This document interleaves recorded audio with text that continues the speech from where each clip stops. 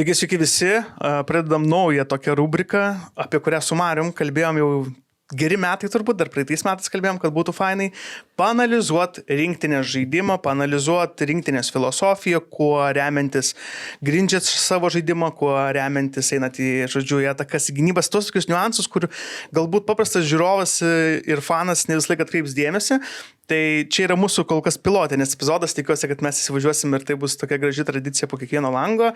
Šiandien studijoje kartu su manim yra rinktinės analitikas Marius Babravičius. Sveiki. Sveikas, Mariau. Mes galvojam, kaip tai visą pristatyti, kaip tai įvilkti. Tai iš esmės turbūt, jeigu labai trumpai paaiškint, šita laidų serija, jinai skirta būtent filosofijai paaiškint ir paaiškint tai, kur yra to žaidimo paslaptis, sėkmės paslaptis, žodžiu, kaip jūs reaguojate, reflektuojate į žaidimą, ar ne? Na, turbūt matysim, ko gero, ne, kaip čia viskas vystysis, galbūt pirmajam kartui norisi tikrai tokį užvest ant kelio žiūrovą, galbūt ne tą būtent ekspertą žiūrovą, bet didesnė ta futbolo bendruomenė, ne tik futbolo bendruomenė, koks yra rinktinės braižas, kokia yra filosofija, kuom mes kaip štabas vadovaujamės, kokius niuansus sekam, kokią statistiką renkam, kad būtų toksai bendras vaizdas aiškesnis ir kaip mes savo štabe dažnai diskutuojam arba net gal taip pasvarstom, kuo mus galėtų taip patenkinti mus kaip trenerių štabą, ką mes turėtumėm nuveikti. Tai aišku, be tų banalių visų dalykų, mums banalių rezultatas, aišku, kad yra svarbiausias, bet mums turbūt būtų didžiausias pasitenkinimas, jeigu eilinio žiūrovo, nežinau, stadione ar prie TV ekrano paklaustum, ar tu žinai, kaip žaidžia Lietuvos rinktinė? Kai jie turi kamuolį arba kai jie be kamuolio ir 1, 2, 3 tau atsakytų, jie tokie arba jie tokie. Tai mums turbūt būtų didžiausias komplimentas, kad turbūt bent jau pirma fazė tai yra pavykusi, žmonės identifikuoja tavo žaidimą, o ne kiekvienas rungtynės mato kaip kažkokią kitokį kratinį, kaip kitokį braižą, tai būtent ta filosofinė, tas pamatas, ta struktūra, tas identitetas, ir yra svarbiausias būtent šitame etape mums, kad žiūrovas atpažintų, kad sirgalius matytų ir netgi gal tikėtųsi. Ir tada jau būtų galbūt ir konstruktyvi kritika, ir konstruktyvus kažkokia diskusija, ir jum galbūt daugiau medžiagos, kas galbūt pavyko jiem arba nepavyko šitose rungtynėse. Aišku, be kažkokių konkrečių labai detalių. Fantastika, man tai čia žiauriai įdomu ir aš pats sėdėsiu, kaip turbūt daugelis ir už ekranų ir man tiesiog bus malonumas klausytis ir sugertą informaciją į save. Aš gal keliais žodžiais, keliais sakiniais tada tiesiog pabandysiu taip užvesti ant kelio teoriškai, kas ta filosofija yra. Mes ją gal taip skirstom į su kamuoliu ir be kamuolio žaidimą. Aišku, yra dar standartinės padėtis, galbūt atskira grafa. Čia jau mūsų Vaidas Savaliauskas būtų pro šitoj rubrikoje pasireikšti, beje, galėtų galbūt irgi kada būti kaip idėja. Mielai. Tai mes kai su kamuoliu irgi prieš pradedant darbą visą laiką taip išsikeliam, prieš pradedant Edgarą vadovauti rinktiniai, išsikeliam kažkokius tai savo tikslus ir vienas iš jų, tai mes norim būti lankstus.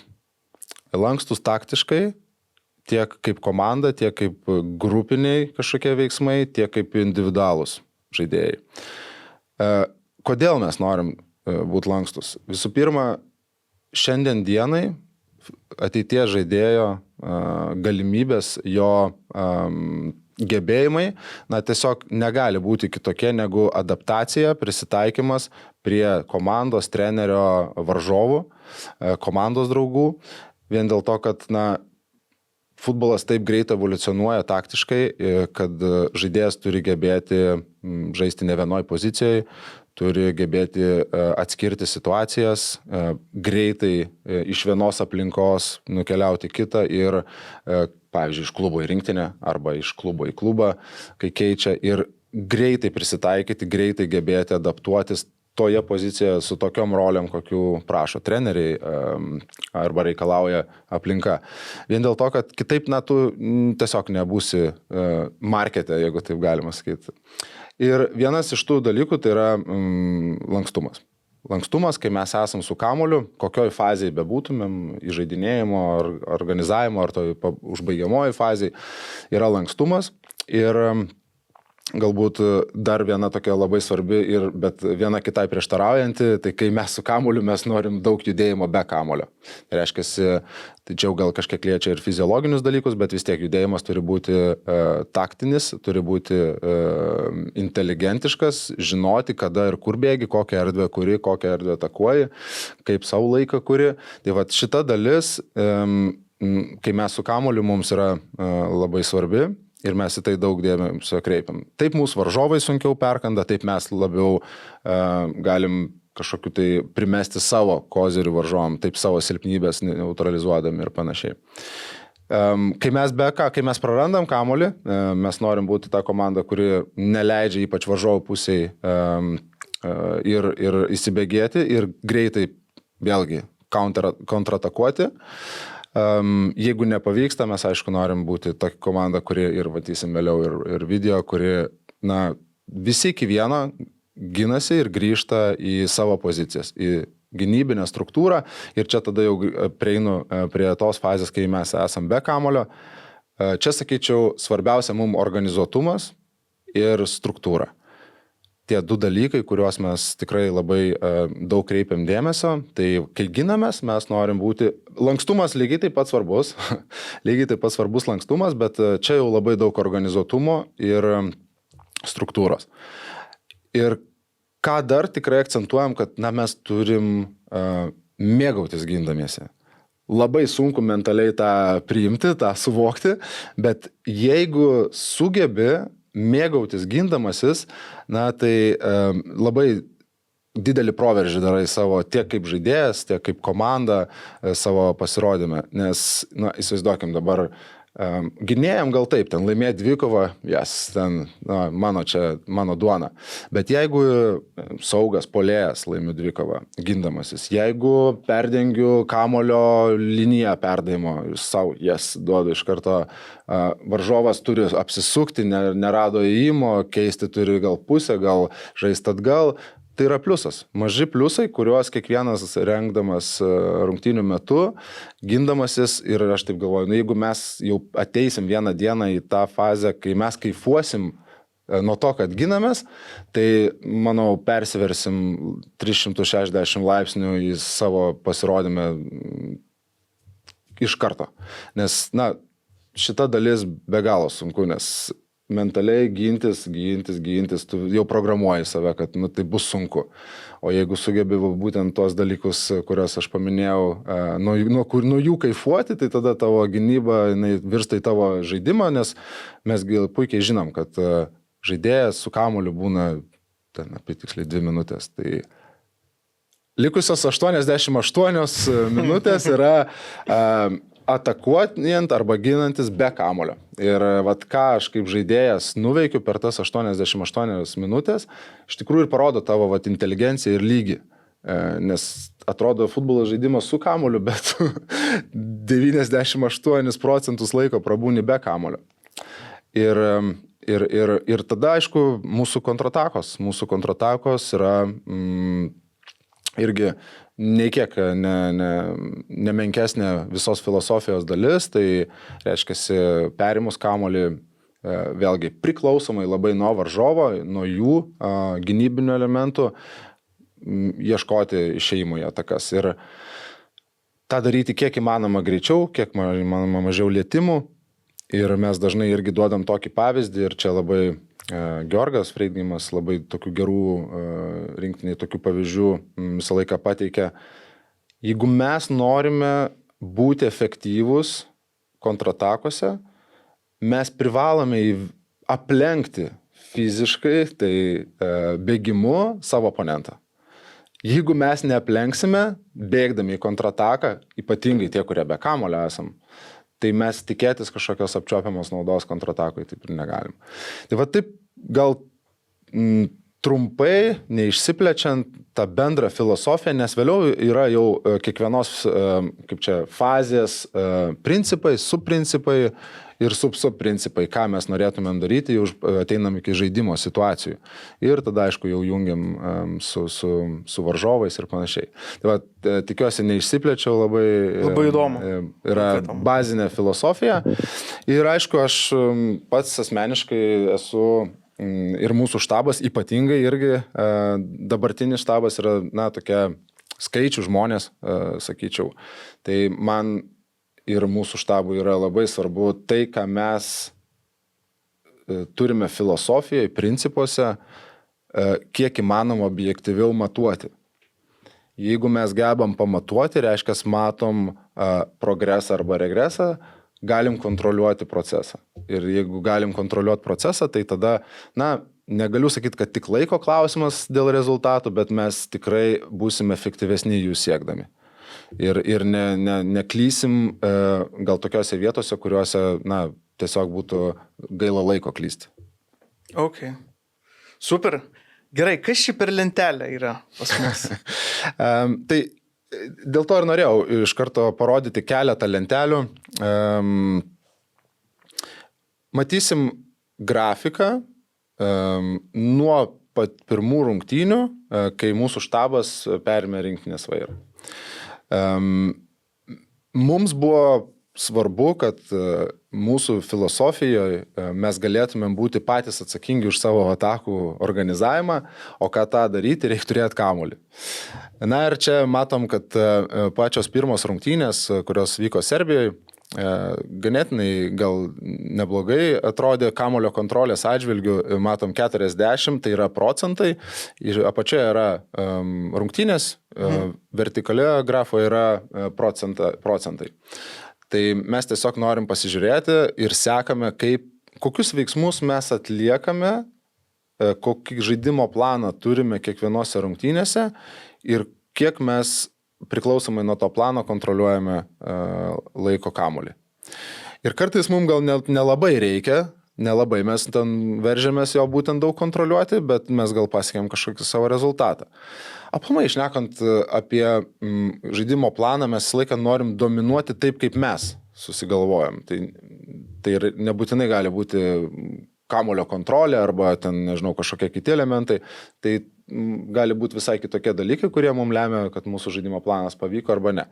Ir čia matom, kad kaip pirmos 4 varžybos buvo kamuolio kontrolės atžvilgių, aišku, ten yra visokio konteksto už tų skaičių, negalima jais aklai vadovautis, reikia žinoti tą kontekstą, bet matom, kad su kamuolio kontrolė tikrai buvo prastai, 30% nėra tie skaičiai, kurių mes siekiame, sakyčiau, turbūt tikslas yra turėti 50%, tai reiškia toks 50-50 kamuolio kontrolės su varžovais, ypatingai tame lygyje, kuriame mes dažniausiai rungtyniaujame, tai tie skaičiai tokie nėra lengvai pasiekiami.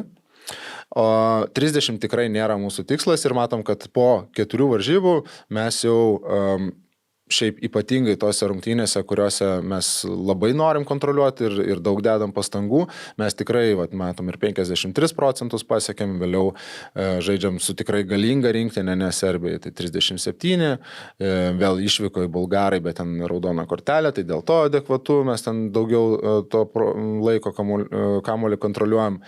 Ir vėliau matom, kad nuo rungtynių su Vengrais namuose mūsų kamuolio kontrolė ganėtinai stipriai kyla.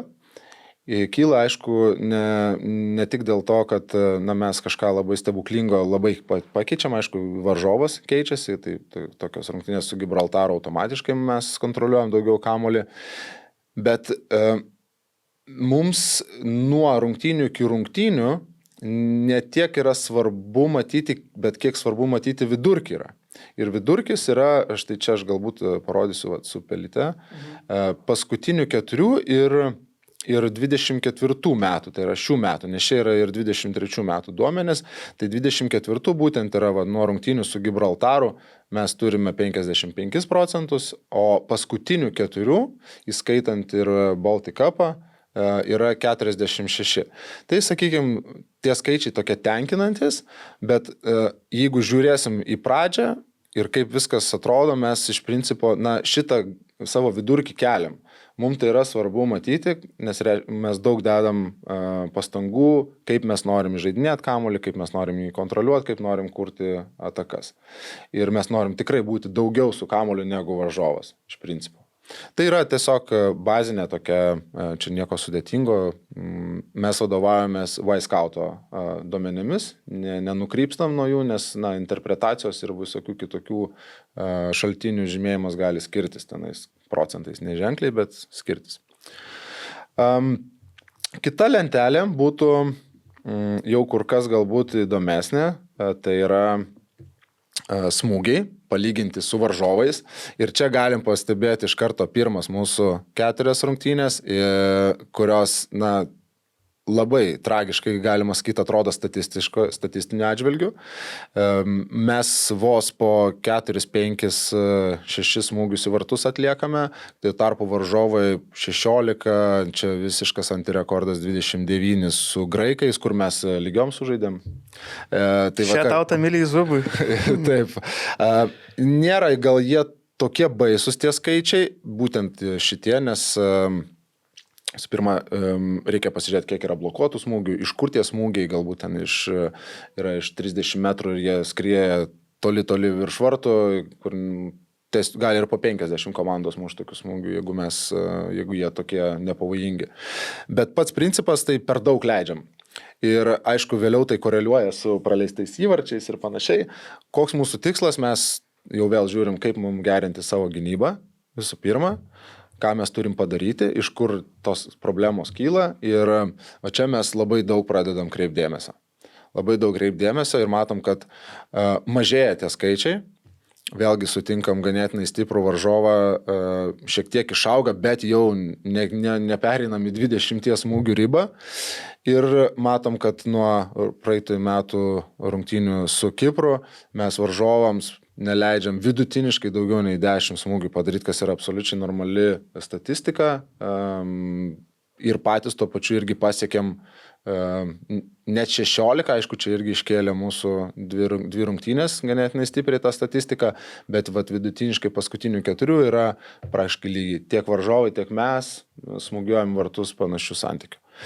Ir atrodo paprastai smūgiai, bet galima juos gilintis toliau, bet tas bendras didelis paveikslas mums sako, kad tai, ką mes darom, tai, ką žaidėjai atlieka aikštėj, ilgąją perspektyvą mes pasiekėm to, ko norim. Tai reiškia, norim, kad mažiau muštų mūsų vartus, kreipiam dėmesį, taip atsitinka. Lygiai tas pats yra su mūsų smūgiais.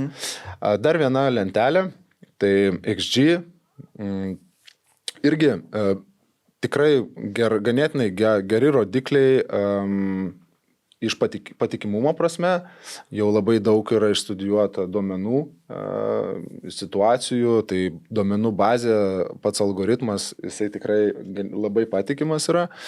Mes irgi juo vadovavomės ir čia nieko ne kitaip, matom pirmas 4 rungtynės ir matom, koks didelis gepas yra tarp šitų kreivių ir matom, kad einant laikui, dedant pastangas, vėlgi mes sugebam geltoni, mes, varžovai raudoni, perlaužti tą kreivę į viršų.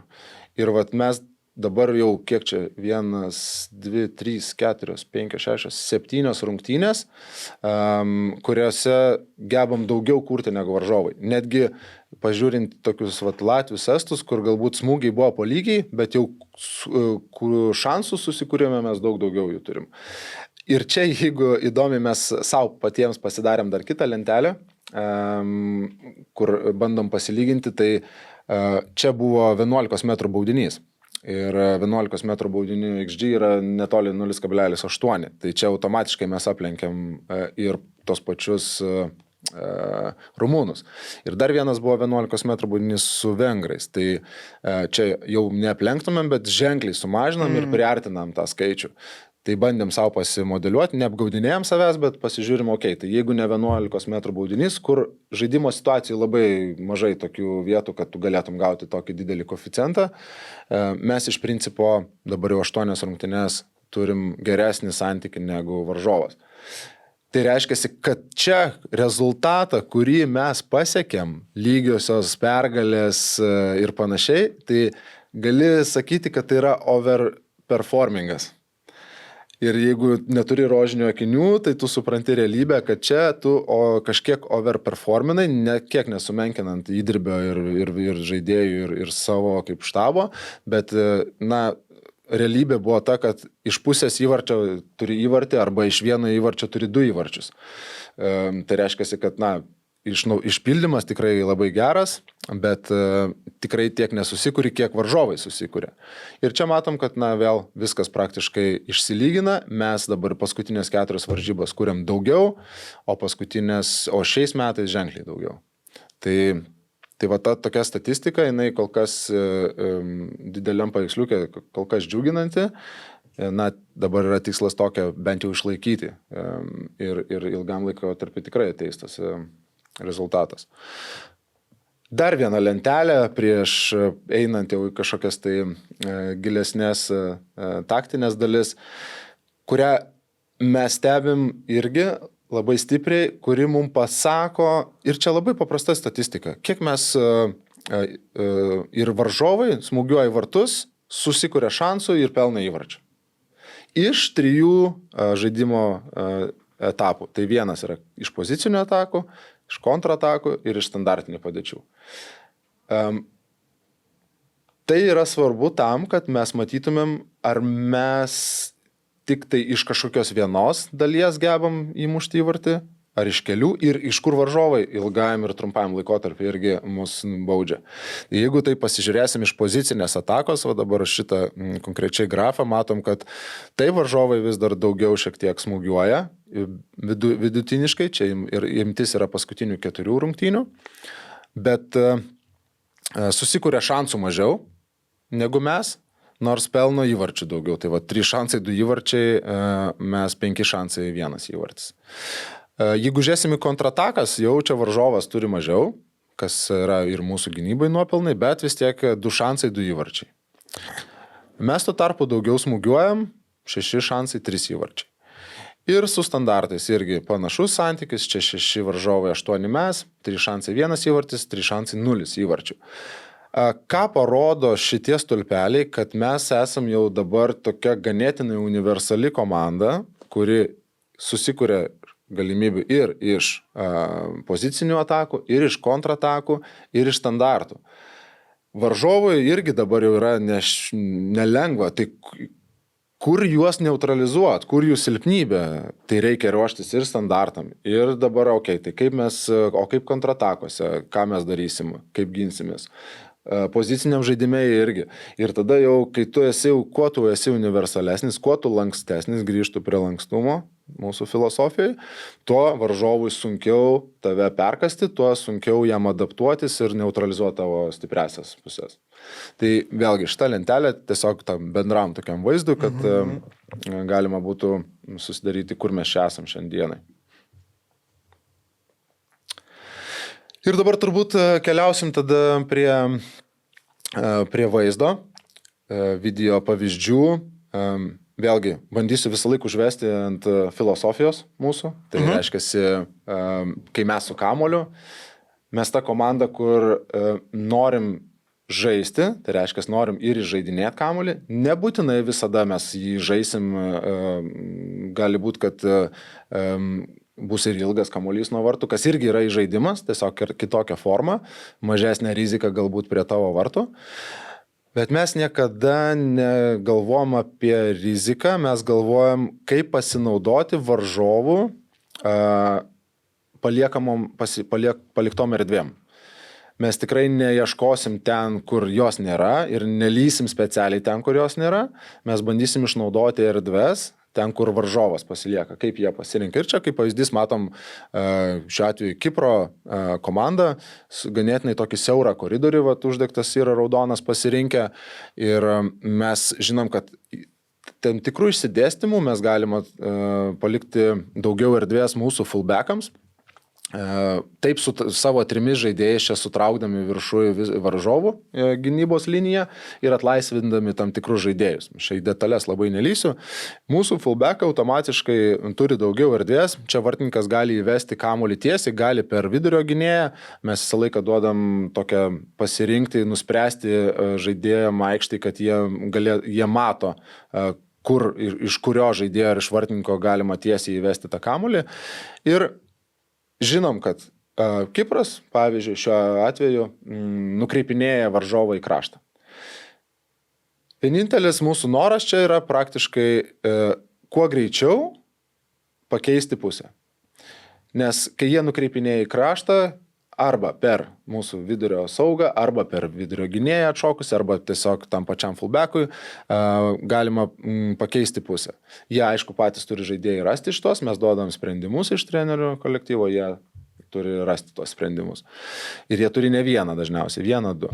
Ir čia puikus pavyzdžiai, kaip mes pakeičiam pusę ir jų tas nukreipimas varžovo nukreipimas į kraštą tampa labai lengvai apeinamas. Tikrai nebandytum kišti vidurį, jeigu varžovas vidury tankiai išsidėstęs. Tai visų pirma, kur yra erdvė. Ir vėl grįšiu prie to taktinio lankstumo, nes jau dabar gal kažkiek individualaus, čia toliau vystosi ataka, nelabai jau ten iš tikrųjų dabar svarbu mūsų šitam kontekste, bet noriu pažymėti, kad mūsų abu fullbackai, kuriuos aš buvau uždegęs, dabar jau yra vienas iš jų vidurio gynėjas, o kitas yra wingbackas. Tai vėlgi tas pradėjom vienaip, o jau kitoj fazėje atakos mes jau turim kitas pozicijas ir tie patys žaidėjai jau turi kitas rolės. Tai vėlgi grįžtam prie to taktinio, komandinio, bet ir kartu individualaus grupinio lankstumo. Iš karto kitas pavyzdys, vėlgi rungtynės su Rumunija, žaidimas nuo vartų. Ir čia yra kita situacija, jau rumūnai truputėlį turi kitokį išsidėstymą, yra plačiai, daug plačiau, atima daug daugiau iš tavęs erdvės, bet yra kita dalis, kurią irgi svarbu pažymėti. Jeigu mūsų fullbackai šiuo atveju, žaliai uždegti, kyla aukštyn, nes prieš tai videoklipe matėm, kad jie žemai yra, dabar kyla aukštyn, jie kartu traukia varžovų krašto saugus, lietuviškai nelabai bus man lengva čia su pozicijom, krašto saugus, traukia į viršų. Ir kai jie traukia juos į viršų, atsiranda erdvės mūsų vidurio gynėjam. Ir mes tą matydami, mes specialiai turim susitarimą su žaidėjais, kad jie eina tol, kol juos seka. Jie eina tol, kol juos seka, kai jau jie pasiekia tą aukštį, kur nebeseka, mes tada irgi stovim, kad ir perdavimo linijai būtų, bet tada mes atidarom erdvę ir laiko sukuriam savo vidurio gynėjam.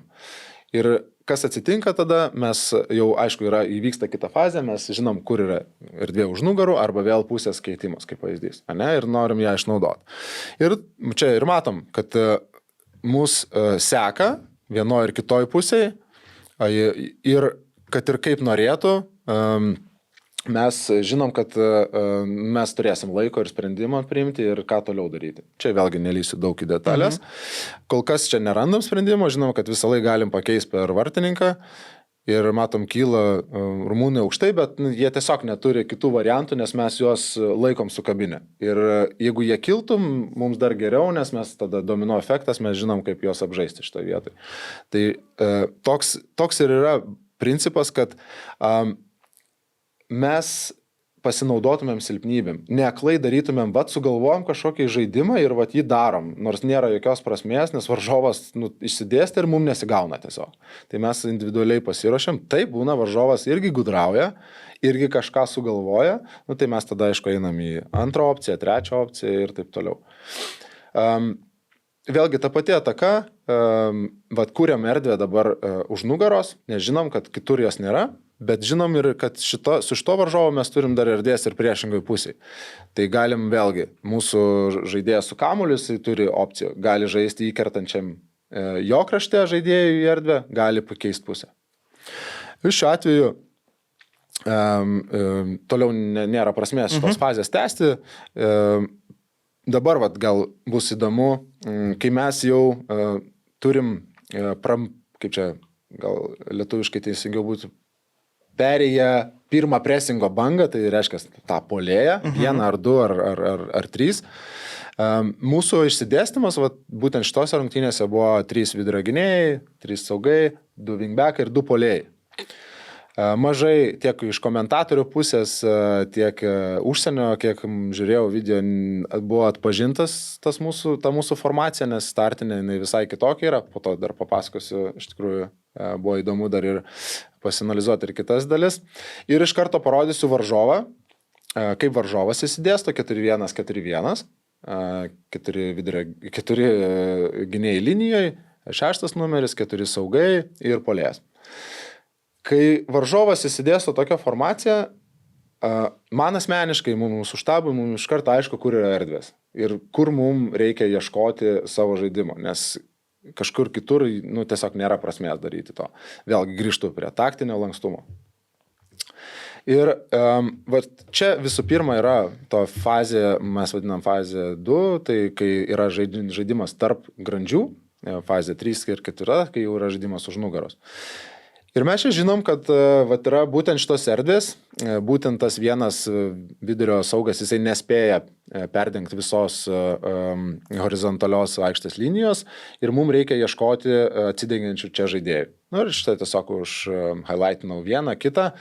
Ir čia matom yra polėjas, bet lygiai taip pat gali ir vidurio saugas ateiti tą. Mes svarbu, kad kaip žaidėjai atpažintumėm situaciją, kur mes turim užpildyti kokią erdvę arba kokį susitarimą turim būtent toj fazėj. Ir matysim daug pavyzdžių, kur žaidėjai tikrai kartais taip stebina ir taip gerai komunikuoja ir įvykdo tas susitarimus, kad žavi. Ir parodau tas erdves, dabar kitas veiksmas. Kodėl rumūnai, pavyzdžiui, dabar nekyla, o traukiasi? Dėl to, kad toks yra išsidėstymas, kur mes turim visur pranašumą. Ir jeigu jie kiltų, mes galim lengvai apžaisti senelę per trečią. Dėl to ir šitoj situacijai yra sunku gal paprastam žiūrovui suprast, tai rumūnai nepresinguoja, bet jie tiesiog gauna pranašumą ir nežino, prie kurio bėgti žaidėjo. Ar prie šito. Ir toks domino efektas atsiranda, jeigu pradedi mėtytis. Todėl jie traukiasi, bet mes randam tą žaidėją, kuris yra tam tarpe, kurį rodžiau prieš tai, raudonai uždegta zona. Ateina perdavimas, viskas ok, varžovas spėja susirikiuoti, mes čia visiškai normalu, mes toliau ieškom tų variantų, visada yra už nugaros galimybė, bet vėlgi prie tokio išsidėstymo varžovo visada yra, jeigu žaidži su wingbackais, visada yra kitoj pusėje erdvė, visada. Ir čia mes norim pakeisti pusę. Ok, čia turi žaidėjo opciją, jeigu to neįvyko, čia net Pijus, matau, labai inirtingai prašo to perdavimo, mes ieškom galbūt per gynybos liniją ir kas įvyksta, vis tiek mes tą patį padarom. Mes pakeičiam pusę, galbūt perdavimas galėtų šiek tiek į priekį labiau būtų orientuotas, bet viskas gerai, mes išlaikom kamuolį ir vėl toliau ieškom. Toliau kuriam tą ataką organizuotai, žinom, ko norim iš jos.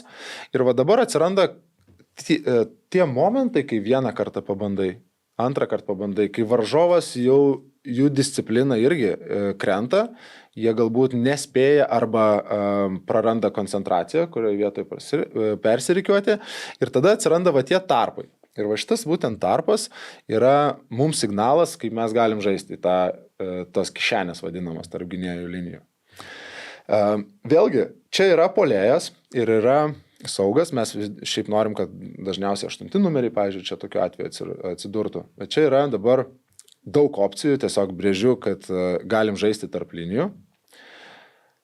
Jeigu varžovas vis tik tai spėja ir užsidengia tą perdavimo liniją, dabar jau nebeturim ten opcijų, mums atsidaro kita. Ir tą darom dėl to, kad racionalu daryti prieš tokią varžovų gynybos struktūrą. Kitų atvejų galbūt ne. Prieš Kiprą būtų buvę taip neracionalu daryti, nes ten 5-4-1 arba 5-3-2 jų gynybinė schema. Tai vėlgi noriu grįžti prie to, kad yra lankstumas. Aišku, čia kažkiek rizikos buvo šitą momentą, bet tai visiškai tai, kaip norim, ideali ataka, kuri baigėsi 2 smūgiais, 2, galima sakyti, šansais, bet tiesiog mes atėjome iki jos taip, kaip mes norėjom. Ir va, tas lankstumas, tas taktinis pasiruošimas yra viena aišku ant popieriaus, bet kai žaidėjai taip gerai vertina ir sugeba įgyvendinti, tai ir atrodo taip gerai tada viskas. Ir čia grįšiu prie lankstumo, tai turbūt jau visiems atsibodo tas žodis, lankstumas, flexibility. Buvo įdomu pasižiūrėti, kokias schemas taktinės išpiešia įvairūs serviso tiekėjai, ten neminėsiu pavadinimais, bet dauguma jų 5-4-1, kas matė mane, vėl klausimas gynyboje ir atakoje, dar kai prieisim prie gynybos, tai iš viso neturės prasmės šitas line-upas. Ir čia iš vis ir žaidėjai supainioti, ir pozicijomis, čia kitas tiekėjas, dar kitaip, kas stebino, kad Rokas Leketas atraminių saugų žaidė ir Piš ir vis vidury gynyboje ir Giedrius Matulevičius puolime. Tai žodžiu, čia galiu pasakyti, Vaiskautai iš vis susisuko galva, įvardinsiu konkrečiai, kas šiek tiek glosto širdį, bet labai gerai atsimenu, dabar neseniai Valdo Dambrausko buvo čia Lietuvoje toks seminaras ir jisai būtent pasakojo apie tai, viena tai yra, kas yra, koksai line-upas yra ant popieriaus, kita, kai tu su kamuoliu ir be kamuolio, kaip keičiasi tavo dinamika simetriškai, asimetriškai ir jau būtent apie Kroatijos etapą jisai pasakojo, kaip sako, niekas nesupranta, kaip mes žaidžiam ir ką mes darom to aikštėje. Ir irgi buvo, būtent aš iš jo šitą kopiją pasėmiau, pasitikrinti, kaip dabar mus identifikuos, bet visi, kurie būtent sudėlioja tos line-upus. Tai matom, kad susuktos galvos buvo gerai. Ir tas Valdo pavyzdys tikrai, jisai egzistuojantis yra. Tai būtent Kroatijai sakė, buvo sunku visiems ir podcastų vedėjams suprasti, kas čia vyksta, kur jūs čia žaidžiat, kaip jūs čia žaidžiat ir panašiai. Keliaujam gal dar į vieną lentelę. Iš tikrųjų, ganėtinai nauja metrika yra PPDA. Jinai labiau matuoja tavo spaudimą 60% varžovų aikštės pusėje, iki kol perimi kamuolį, arba nutrūksta varžovų perdavimų skaičius. Tai šita metrika mums ką pasako, aš vėlgi grįšiu prie to, kad mes vis bandom pasimatuoti tai, ką mes darom. Tai kai mes kylam į aukštą presingą, mes norim matyti, ant kiek jisai mums efektyvus yra. Šitie skaičiai didžiąją prasme mums parodo tą efektyvumą.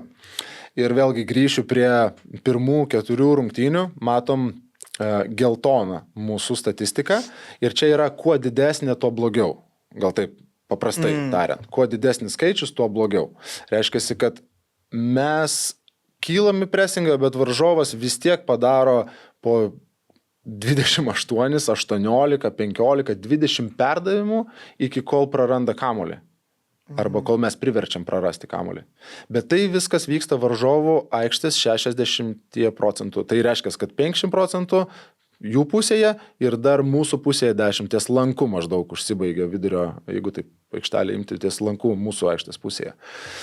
Tai šitas metrikas mums parodo, kaip mes, koks mūsų galbūt efektyvumas kylant į aukštą presingą ir koks, jeigu galima taip išsireikšti, agresyvumo lygis.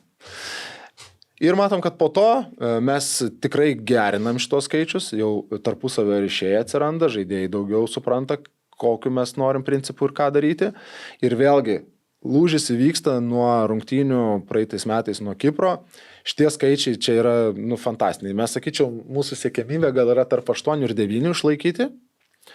O šitie skaičiai, tai yra reiškia, mes varžovui praškai neduodam jų aikštės pusėje būti su kamuoliu iš viso, nes čia yra labai maži skaičiai. Ir matom, kad su Gibraltaru čia, aišku, vėl dar kitas lygis, tai negalim imti kaip už pavyzdį, bet vat, mūsų langas vasarą, kurio mes nebuvom patenkinti, čia nesuveikia kai kurie mūsų galbūt taktiniai niuansai, profiliai galbūt žaidėjų irgi tam tikrose pozicijose, bet jeigu imsim vėl vat, rudenį, paskutinės 2 rungtynės, vėl Kipras praktiškai nedavėm jiem žaisti ir labai neblogi skaičiai tikrai yra su rumūnais. Tai kai rumūnai turėjo kamuolį, mes tikrai jiems jų aikštės pusėje nedavėm kvėpuoti. Tai yra spaudimas kamuolį nuolatinis ir aukšto presingo galbūt pati pagrindinė užduotis yra nežudbūt perimti kamuolį, bet kuo ilgesnį laiką varginti varžovą, atimant iš jų laiką. Tai kuo aš mažiau turiu laiko priimti kamuolį, pagalvoti, kaip varžovas, kur dabar aš noriu toliau tęsti ataką, tuo man sudėtingiau tą daryti, techniškai, taktiškai. Tuo aš labiau turiu mentaliai daugiau čia įsijungti, tuo aš labiau vargstu. Kuo aš ilgiau vargstu, tuo didesnė tikimybė klaidai. Ir va tada, kai mes tą tęsiam, vis tiek anksčiau ir vėliau varžovas suklysta. Nes dabar į aukštą presingą aklai bėgti yra labai, kaip čia, neracionalu, nes šiuolaikiniai žaidėjai, jie tau parodys vieną pusę, tu bėgsi dideliam greitį, nueisi kitą ir lieki už nugaros. Toks paprastas pavyzdys ir tavo visas presingas byra. Tai šitoj daly yra labiau svarbu neprašokti, bet stresuoti. Nuolat stresuoti varžovą. Stresuoja ir jie patys klysta. Ir kad ir koks žaidėjas bebūtum, vis tiek klysi. Ir vėlgi, tada jau einu į tą gynybos mūsų filosofinę dalį, principus. Mes praktiškai visada giname žmogų ir mes norim vėlgi, kad čia tiesiog pažymiu galbūt, kad yra žmogus ir mes norim kuo aukščiau būti ir jeigu varžovui prie tokio aukščio, prie tokio išsidėstymo vis tiek niešti, sužaisti, tai mes tada esame maksimaliai arti. Maksimaliai arti ir maksimaliai mažai varžovas turi laiko galvoti, kada ką daryti. Ir automatiškai, vienas iš pavyzdžių, paskutinis rungtynės Kipras, mes iš karto kylam, čia turėjo sekundę pusantros pagalvoti ir tada, aišku, mums tokios situacijos dėkingos, mes turim pirmą kamuolį, antrus išsidėstom, būnam pasiruošę šitom situacijom. Tai vienas pavyzdys. Kitas pavyzdys, čia irgi Rumunijoje, irgi maksimaliai mes arti, kylam, čia yra svarbu neprašokti ir matom, kad jeigu esam arti, arba varžovas, arba mes perimsim kamuolį, kas atsitinka šitą momentą ir turim pavojingą situaciją, kur tiesiog nepavyko jos išnaudoti. Tai ir yra tikslas mūsų to aukšto presingo. Jeigu varžovas jį pražaidžia, mes žinom, mes tiesiog grįžtam į savo struktūrą ir išsidėstom taip, kaip norim. O dabar prieisiu prie tos vidutinės gynybos ir vėlgi lankstumas. Čia dabar atkreipsiu dėmesį į taktinį individualiai žaidėjų lankstumą. Buvo situacija, kur mes išsidėstėm, čia mes žaidėm 5-3-2, momentais 5-4-1, momentais 5-2-3 kildavom į aukštą presingą, tai šiuo atveju kilant į aukštą presingą svarbu irgi komunikacija ir čia matom Giedrius atsidūrė puolėjo roliai. Ir nepasimetė, nes iš kitų kampų žiūrint, tai gerai, aš saugas dabar puolėjas, tai aš grįžtu į savo poziciją ir ten tegul kažkas, kas puolėjas ten daro savo. Bet ir yra sveikintinas dalykas, kad mes norėdami kilti 2-3 dabar frontaliai ant 3 vidurio gynėjų Kipro, turim Giedrių, kuris yra vidurio saugas, turim kitą vidurio saugą ir turim krašto saugą šiose rungtynėse. Bet nieks nepasimeta, visi žino savo rolės, kyla taip, kaip turim kilt, kaip kad ir puolėjas būtų, o puolėjas atlieka saugo darbą. Armandas susigaudo puikiausiai ir atlieka saugo rolę. Tai tas vėlgi individualus taktinis lankstumas, komunikacija, matėm prieš tai Giedriaus netgi parodymą, tarpusavyje lemia, kad tada tu labiau sinchronizuotas, tu geriau pažįsti, tai ryšiai tarpusavyje jie geriau dera ir tau pavyksta. Kitas pavyzdys iš rungtynių su Rumunija. Rumūnai nuleidžia savo 6 numerį vidurio saugą, pasiformuoja iš 3, bet mes jau turėjom kitą dalį čia, negalėjom kilti frontaliai, nes mes turėjom savo pasirinktą kitokį planą. Jeigu pastebėsit, mes ginamės dabar 4-4-2. Ir tikslas, šiaip 4-2-3-1, jeigu iš 2 vidurio gynėjų žaidžia rumūnai, 4-2, jeigu iš 3. Tai jeigu suformuoja iš 3, mes iš 2 puolėjų pasidarom. Mūsų 10 numeris pakyla. Ir čia, atskleisiu detalių, kurios irgi gali būti įdomios, tai mes norėjom nukreipinėti juos į jų, mums į savo dešinę, į jų kairę, vien dėl to, kad jų kairys vidurio gynėjas yra dešinėkojis ir jam iš kairės pusės sunkiau konstruoti ataką. Čia, aišku, nepavyko, bet matom, kad kai yra nukreipimas, kai yra atliekamas į vieną arba į kitą pusę perdavimas, mūsų tikslas su 10 numeriu uždaryti ir uždaryti galimybę išeiti atgal. Ir čia matom, kad visi žmogų, ko nepaminėjau, kad mes kai kylam, mes einam žmogų visą laiką. Ne kažkokias zonas perdenginėjom, bet mes kilime žmogų ir agresyviai. Ir dabar, kaip ir varžovui, nebelabai yra ką daryti, išskyrus galbūt rast kažkaip perdavimą atgal. Ir čia aš uždegiau mūsų priešingos pusės vingerį, tai reiškia krašto saugą. Ir netgi įjungiau jo greičio apytikslius parodymus. Varžovas išlindo iš tos situacijos, perdavė atgal, bet čia mes turim sustarimą, kad mūsų priešingos pusės krašto saugas turi kilti ir jisai, būtent jo dėka, jeigu jisai liktų, čia mus lengvai pražaidžia ir mūsų tas nukreipimas kraštą bevertis tampa. Ir būtent jo presingas ir jungiau greitį, kad tai yra sprintų.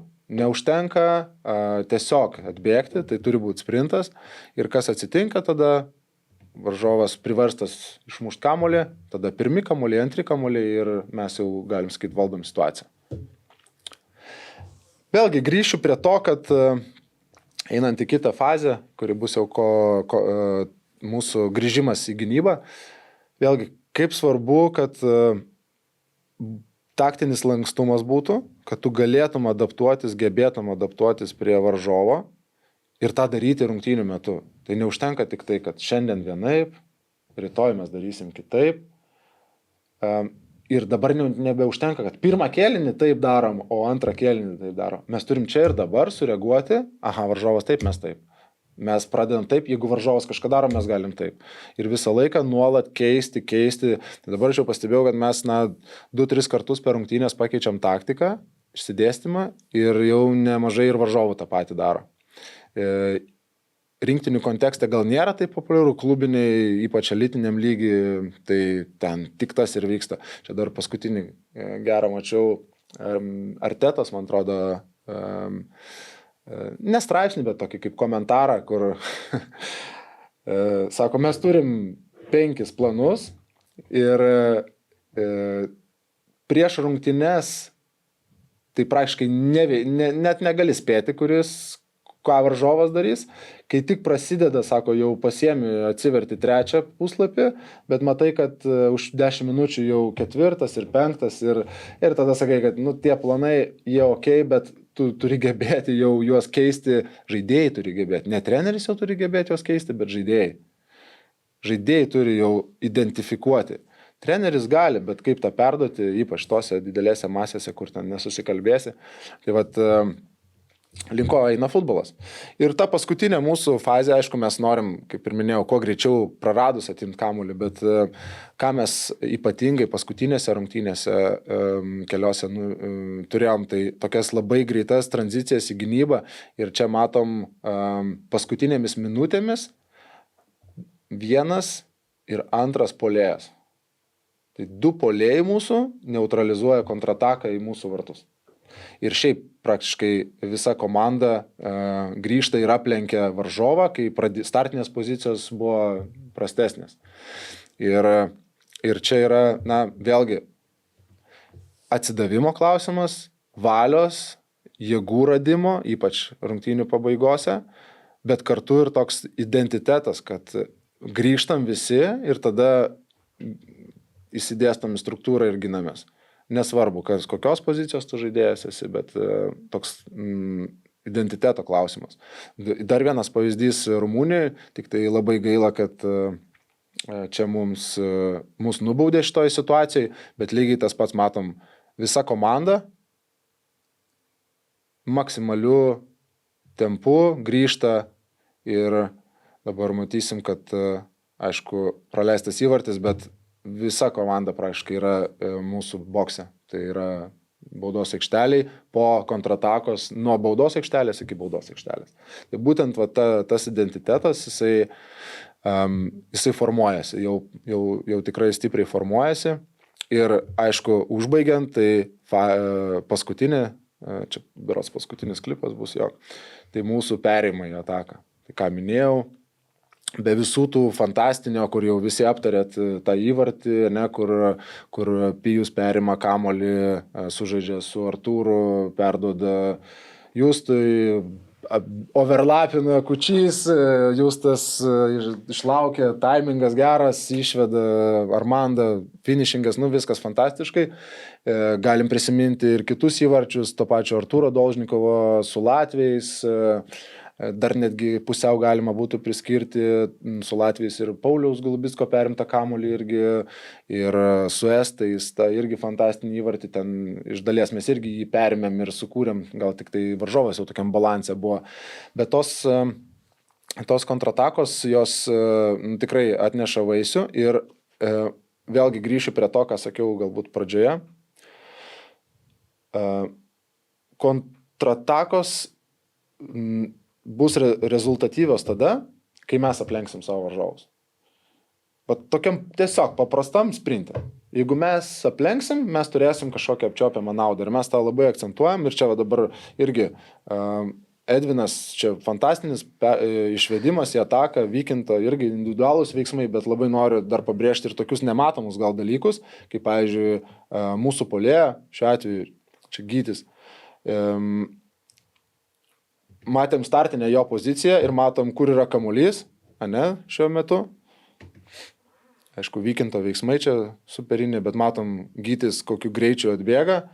Ir prie šitos situacijos mes turim 3 žaidėjus, užimančius visas reikalingas pozicijas, kad įmušti įvartį.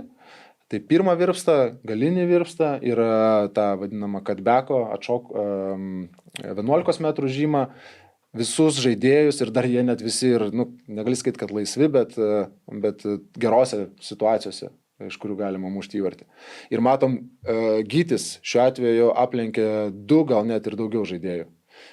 Domantas, kuris irgi atbėgo čia kaip sprinteris, ko galbūt buvo mažai galima tikėtis, irgi buvo pirmas prie kamuolio. Tai, aišku, įmušėm įvartį, kita istorija su VAR. Ir vėlgi tokia identiteto dalis. Jeigu norim įmušti įvartį iš kontratakos, tai faktas, kad turim gebėti kontroliuoti kamuolį, turim gebėti rasti sprendimus, bet kartu turim ir aplenkti. Taip tiesiog paprastai paimti ir aplenkti varžovą. Tai toks trumpas filosofinis pristatymas. Tikiuosi neprailgo, kiek čia. Fantastika. Tiesiog man tai yra nuostabu, kaip patys žaidėjai supranta tai, kas iš jų yra reikalaujama. Nes, žinai, kartais atrodytų, gal pasakytų kitas, ne, čia ne mano rolė, aš taip nepratęs, nenoriu. O čia kiek pavyzdžių yra, kur, kaip ir minėjai, ar ne, kad puolėjai kontrataką stabdo, Giedrius į puolimą išbėga ir jie viens kitą labai labai gerai svičina. Čia yra, tikrai įspūdinga, kad jie pasiruošę dėl rezultato, dėl norų kovoti, jie pasiruošę daugeliu variantų nusileisti. Šitas jau metai laiko, galim sakyti, jau nuo graikų. Ne, jau čia beveik 2. Beveik 2. Iš tikrųjų dabar, 2 langai, tai dabartinis Kosovas, Rumunija ir Kosovas, Kipras. Ir jau bus 2 metai. Mhm. O kaip atrodo jūsų dabar, tarkim, pagrindinės trenerių štabo rolės? Tai jūs, tarkim, vis tiek dabar dar labiau tobulinat, norit išbaiginėti, ar dar į šitą visą jau turimą filosofiją dar įpint kažko papildomai? Ne, filosofija tai gal toks pamatinis dalykas. Filosofija nesikeičia, lankstumas arba greitis kontratakose arba organizuotumas ginantis, jisai nesikeičia. Tai yra tiesiog filosofija. Ir nėra čia kažkokia tai jinai stebuklinga, nėra, kad mes čia kažką išradom. Tiesiog va, taip kertinį tokį pamatą turim. Bet lankstumas tai reiškia, kad mes visą laiką adaptuojamės tiek kokį žaidėją turim, tiek kokį varžovą turim. Ir ieškom geriausios kombinacijos, kad galėtumėm laimėti rungtynes. Bet kartu nepamirždami proceso, kontroliuojant procesą. Mhm. Ir ten baziniai tie skaičiai, kuriuos rodžiau prieš tai jie gal tokį didelį paveikslą parodo, bet yra daug daugiau duomenų, kurie parodo smulkesnės kiekvienos fazės, kiekvieno žaidėjo progreso arba kažkokią kitą parametrą. Ir čia, sakyčiau, tu visada kontroliai proceso kažkokią raudoną lemputę gauni. Atrodo, jau po skersų perdavimų į baudos aikštelę susitvarkėjai, jau žaidėjai, jau tu patenkintas, kaip vyksta, jau žaidėjai visus tos ryšius, principus supranta, bet po to iš kažkur kitur ateina tie įvarčiai. Tada, čia vis dar nepamirštu, pradedu dirbti ties kitą kažkokią tai detalę, žiūri, kažkas čia išėjo. Ir tu nuolatiniam tam tobulėjimo kelyjesi, po to žiūrėk, kokie 3 žaidėjai, aplink kurios kažkas sukosi, neatvažiuoja. Tada kaip tu juos pakeisi ir kad tau nesugriūtų tavo ilgalaikė prasme, bet gal nesugrius, bet trumpalaikė prasme tavo tikslai. Tai tu bandai išlaikyti filosofiją kaip struktūrą, kaip stuburą ir nuolat žiūrėti gal ilgalaikį procesą, bet čia ir dabar laimėti. Nėra taip sudėtingai, galbūt bandau pasakyti, bet ir nėra taip paprastai gyveninti, bet tos raudonos lemputės, kurios iššauna, tau leidžia tam trumpajam laikotarpį kažką apsivalyti ir tada sekti, ar ilgam laikotarpį nesikartoja tos klaidos. Kad tu nedarytum tų pačių klaidų, kad komanda ar trenerių štabas nedarytum tų pačių klaidų nuolat. Tai galbūt iš tos pusės ir bandai visą laiką tą procesą gerinti. Nėra taip, kad tik tai tu dabar, keičiu filosofiją. Ir jeigu sakytum, mano filosofija žaisti taip ir visada 4-2-3-1. Tas irgi galima, bet yra tokių varžovų, kurie tave pasirinks, suvalgys tavo tą žaidimo struktūrą, išsidėstymą ir tu sakysi, tai kodėl aš nei vieno momento nesukūriau, kodėl aš negalėjau net išeiti į ataką. Tiesiog, nes tave taip pasirinko šiandien dienai prieš tai gintis ir tu nieko nedarai, nieko nekeitei. Tai šiandien dienai būti nelankščiam su be kamulio, lygiai taip pat kaip mes, nemažai rungtynių žaidėm 3-4-3, dabar 3-5-2, o dabar ir gynyboje vienaip, atakoje kitaip, gynėmės iš vis 4-2-3-1, 4-4-2, nors visi kažkodėl surašė ir kalbėjo, kad 5 mes gynėmės gynėjais. Taip, mes gynėmės paskutinės 15 minučių 5. Nes jau norėjom pereiti, mes matėm, kad lūžis yra tiek fiziologinis, tiek emocinis gal kažkiek. Tai bandėm pereiti šiek tiek saugesnę formaciją ir tiesiog turėti rezultatą, kuris nebuvo blogas 1-1 rungtynėse ir vis dar išsikovojus kamuolį mes vis tiek tavo atakuojančią struktūrą išlaikysim savo principus, bet norėjosi pereiti šiek tiek saugesnę Ir gal dėl to, kad pamatė gale, surašė, aš nežinau, nukrypau žodžiu.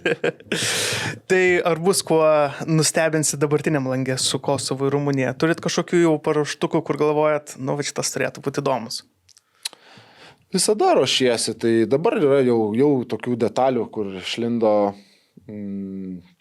matom, tendenciją klaidų kai kurių, kaip varžovas susikūrė šansus prieš mus. Naujų klaidų. Tai va, kalbėjau apie tas raudonas lemputės. Turim tokį alertą, tai dabar bandysim kažkokį kreipdėmėsi tiek gynyboje, tiek atakoje. Mes turbūt nesam nei vienų rungtynių iš visų iki dabar žaidę, pavyzdžiui, taip pat nuo vartų. Kiekvieną stovyklą kitaip ruošiamės. Nu, tiesiog varžovas arba irgi keičia savo gynybos schemas, arba visą laiką irgi kažką kitą pasirenka. Tai mums nėra racionalu tą daryti. Tai va tokie visokie niuansai, jie detalės taip. Filosofija, kaip ir sakiau, norėtųsi, kad kiek mes čia bedirbsimėm tam štabe, kad tuo metu ir visiems kitiem treneriam to pačio linkiu, kad žiūrovas galėtų sakyti, va, čia šita komanda žaidžia taip. Ir jeigu paprastas žiūrovas atėjęs sakys, va, jie žaidžia taip, kai turi kamuolį, tai kaip neturi, sakyčiau, didžiausias pliusas trenerių štabui ir žaidėjam, kad jų darbas atpažįstamas. Fantastika. Aš tik palinkėsiu sėkmės ir tikiuosi, kad mes dar ir spalį, jeigu viskas gerai, susėsim ir panalizuosim, kaip sekėsi būtent tame lange su Kosovu ir Rumunija, o tu tarpu, Mariau, širdingai dėkoju. Aš žiūrėjau ir aš tiesiog kaifavau, nes ir dar tavo komentavimas labai papildo tą visą paveikslą. Tai aš manau, žmonėm anapus ekrano tikrai bus ne ką mažiau įdomu visą tai pamatyti ir su to susipažinti. Tikėkimės. Ačiū tau. Čiau.